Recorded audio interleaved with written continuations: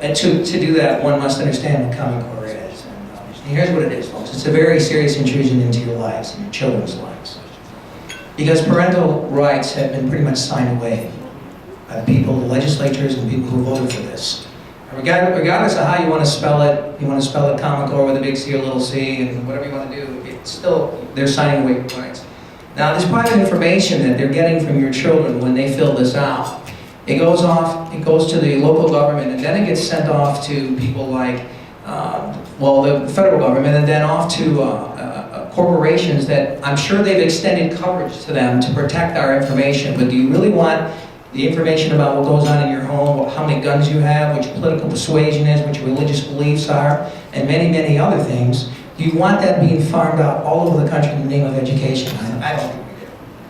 And the academic standards are lower. And teachers in Washoe County know it because they don't understand Common Core either. And it's tied to their pay raises. So I don't think that's what we want to do. Now, Common Core, which, it's AB 288, okay? So we're going to go into that just for a second and say, what would you do in place of it? Well, first thing I would do is get rid of that, because there are 17 states in the nation who fell for it and now want it out.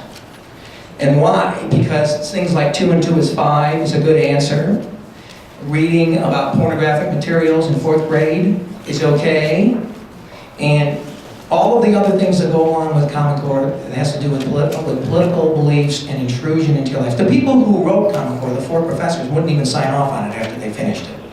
This is the benefactor of Common Core is Bill Gates from Microsoft. He pumped over $400 million into this, and his statement was, well, we're not going to know if this experiment's going to work, if this experiment will work or not, until we get 10 years down the road. Do you really want them experimenting on your children to find out if it works? So replacing it, the answer is, let's get rid of it first. Let's follow the law. Let's do what's right for our children. And let's give the rights back to our parents to figure out what's best for their children in their schools. Common Core has turned into a political argument. These are the Common Core standards right here. Rob was going to meet with the school district about it. To date, he has not done it. You go on his website, he says, I'm going to do it. He's not done it. The fact of the matter is, Common Core is a set of standards. And I think there's some issues with the standards. I concur with that. But it's not the standards, it's the curriculum.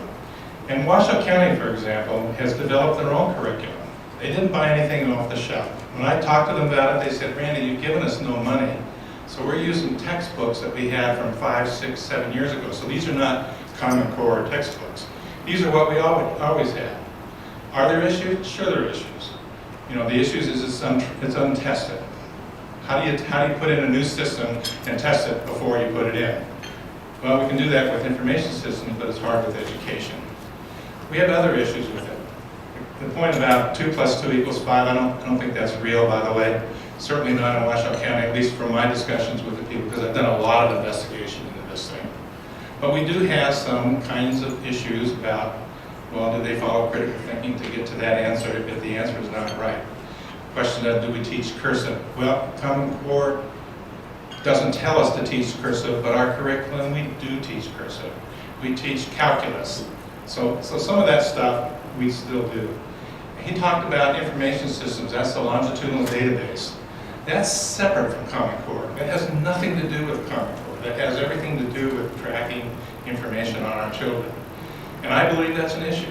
And that's why I've been very busy in the last 3 weeks putting together a bill and working on it with the school district 10 seconds. And other folks in terms of what would a bill look like to ensure data security for our students, because that's proprietary information to us, not to anybody outside the state. Well, I disagree with that in some places, because Common Core, you can go on the websites and take a look at it. We have a local individual, John Ippolito, he's a real estate agent, he has 4 children in school up at the incline.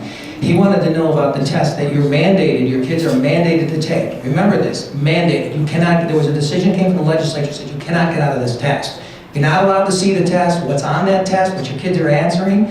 And he asked to see that test, and he was told by Carson City that it would cost him $10,000 for him to see that test.